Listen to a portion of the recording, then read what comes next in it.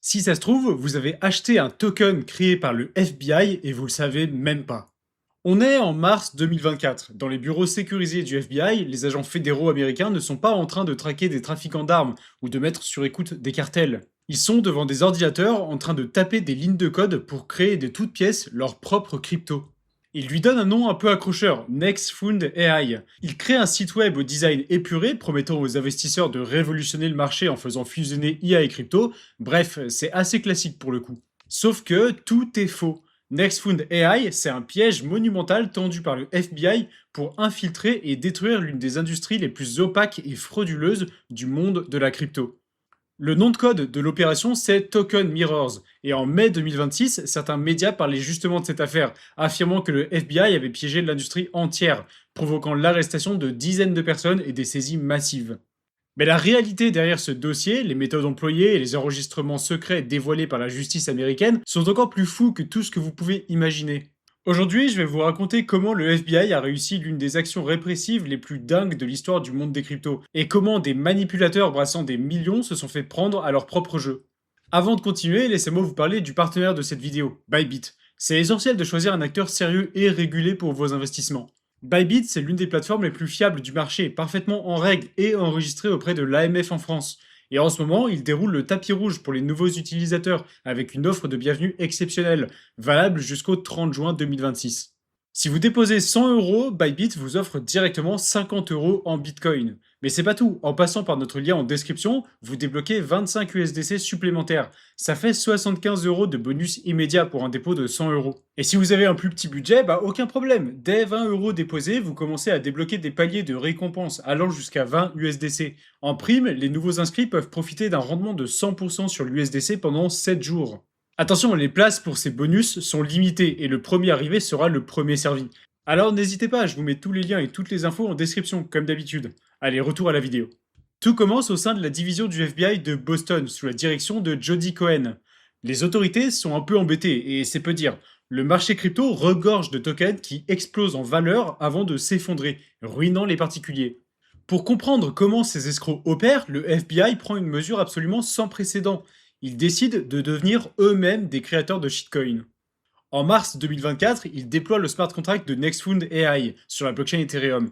Ils ont listé ça sur des exchanges décentralisés, genre Uniswap entre autres, et à partir de là, tout le monde pouvait acheter le token. Même vous, si ça se trouve, vous en avez entendu parler à ce moment-là, et peut-être même que vous en avez acheté. Mais voilà le problème, vous pouvez avoir le plus beau site web et le meilleur token du monde, si personne l'achète, bah c'est mort. Et pour attirer les investisseurs, il faut que le graphique donne l'impression d'une activité frénétique, il faut du volume, il faut que le token ait l'air d'être la future pépite qui fera x100. Et c'est exactement ici que le FBI referme son piège. Sous couverture, les agents fédéraux se faisant passer pour les fondateurs de Nextfund AI vont toquer à la porte d'entreprises très spéciales, des market makers. Alors on entend souvent parler de ces fameux market makers, mais c'est un peu nébuleux, un peu obscur, on sait pas vraiment ce qu'ils font. Un vrai market maker, c'est un acteur financier légitime. Son rôle, c'est de faciliter les échanges en proposant toujours d'acheter ou de vendre un actif à un prix donné. Il gagne sa vie sur la micro-différence de prix entre l'achat et la vente. Il prend un vrai risque financier et il apporte de la liquidité. Bref, c'est une vraie activité. Mais les firmes que le FBI approche, elles font pas du vrai market trading, elles font du wash trading. Le wash trading, c'est l'art de l'illusion. C'est quand la même entreprise contrôle à la fois l'acheteur et le vendeur. Grâce à des robots automatisés, ils s'achètent et se vendent le même token des centaines de milliers de fois en utilisant une multitude de portefeuilles différents. Économiquement, il se passe rien. Le seul coût, ce sont des petits frais de transaction sur la blockchain. Mais visuellement, sur les graphiques publics, ça crée une activité monstrueuse. Ça génère des graphiques artificiellement haussiers qui déclenchent le FOMO chez les particuliers. Et quand vous, le particulier, justement, vous achetez ce token, parce que le graphique est magnifique, vous devenez ce qu'ils appellent froidement l'exit liquidity. En clair, la liquidité de sortie. Ils vous vendent leur token au prix fort, puis ils disparaissent. Le FBI a contacté 4 firmes pour propulser Nextfund AI: Gotbit, ZM Quant, CLS Global et MyTrade. Et ce que les agents ont enregistré lors de leurs réunions Zoom et Telegram dépasse l'entendement. L'arrogance de ces manipulateurs est totale. Prenons d'abord le cas de Gotbit. C'est une firme qui aura entre 50 et 200 employés. À sa tête, il y a Alexei Andriounine, un russo-portugais de 26 ans. Ce qui est fou avec lui, c'est que dès 2019, alors qu'il avait que 20 ans, il avait avoué en toute décontraction que son activité consistait à coder du faux volume.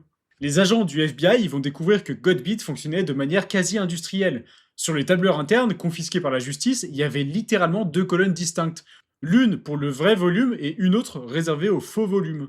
Lors d'un échange sur Telegram enregistré par les enquêteurs, pour prouver l'efficacité de leur service, un client demande combien ça coûterait de générer 1 million de dollars de volume sur un token afin de le faire paraître plus populaire que ce qu'il n'est réellement. Il affirme pouvoir le faire en 6 heures et pour un coût d'environ 200 dollars. Laissez-moi vous répéter ça parce que c'est complètement fou.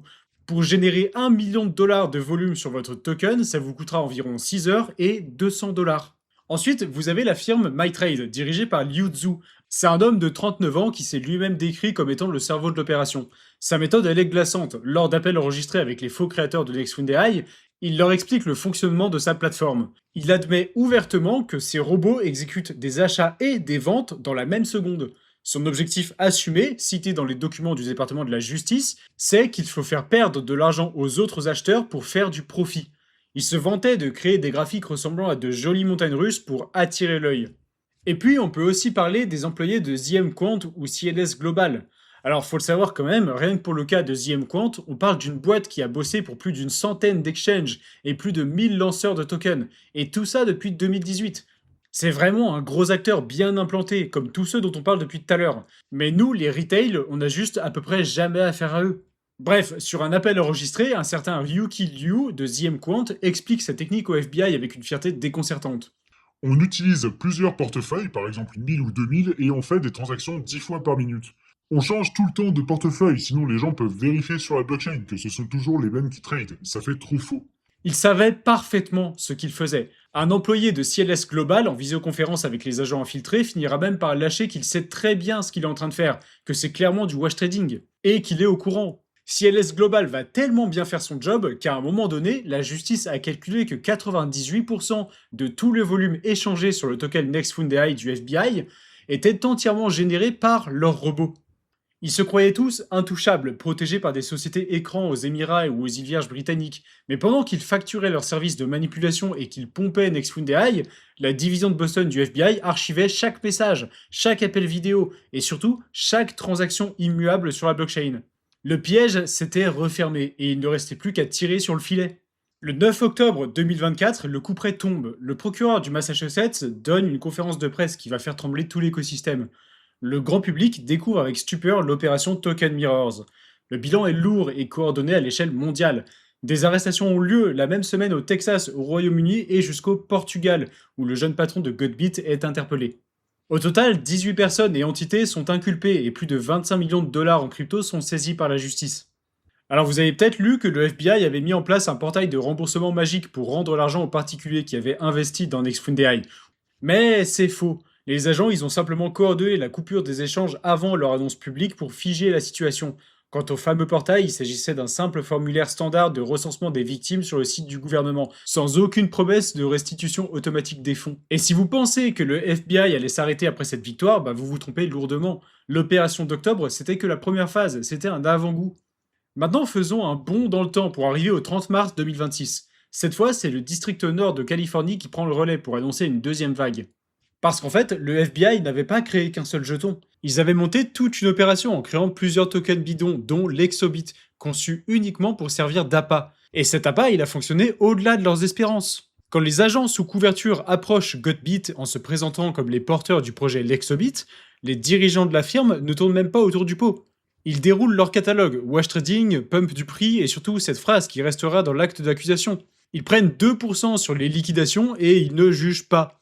La traduction, c'est on se sert au passage quand vos investisseurs se font rincer et on pose pas plus de questions que ça sur ce que vous fabriquez. Tout est enregistré et tout finira devant un juge fédéral. Et donc je vous le disais, Godbit c'était que la première prise. 6 mois plus tard, en octobre 2025, deuxième vague, et cette fois c'est Singapour qui tombe. La cité-État, longtemps perçue comme un havre tranquille pour les opérateurs crypto, livre 3 prévenus aux États-Unis. Tous sont extradés et le message envoyé par le Doge il est limpide. Un passeport étranger et un bureau offshore ne servent plus de protection. Et les chiffres de la supercherie donnent le vertige. Pour l'Exobit, les experts ont prouvé que 99% des transactions étaient purement circulaires. L'immense majorité du marché n'était qu'une vaste hallucination collective. Bref, à ce stade, vous commencez à le comprendre. Ce que l'opération Token Mirrors a mis en lumière, c'est que ces firmes de manipulation ne travaillaient pas uniquement sur les tokens du FBI.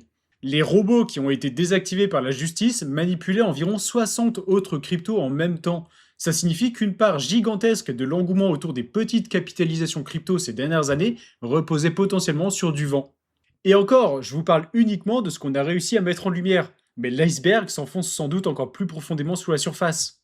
C'est pas une exagération, les données de Chainalysis estiment à plus de 2,5 milliards de dollars le volume suspecté d'être du wash trading pour la seule année 2024. Une étude très sérieuse du Bureau national de la recherche économique américain a même conclu que sur certaines plateformes d'échange non régulées, plus de 70% du volume déclaré était faux. C'est une industrie entière qui est bâtie sur le mirage de l'activité. La morale, elle est un peu cruelle, mais elle est nécessaire. Si des professionnels de la fraude, des experts en manipulation de marché brassant des dizaines de millions de dollars n'ont pas été capables de distinguer un piège du FBI d'un véritable projet crypto, quelles sont vos chances à vous?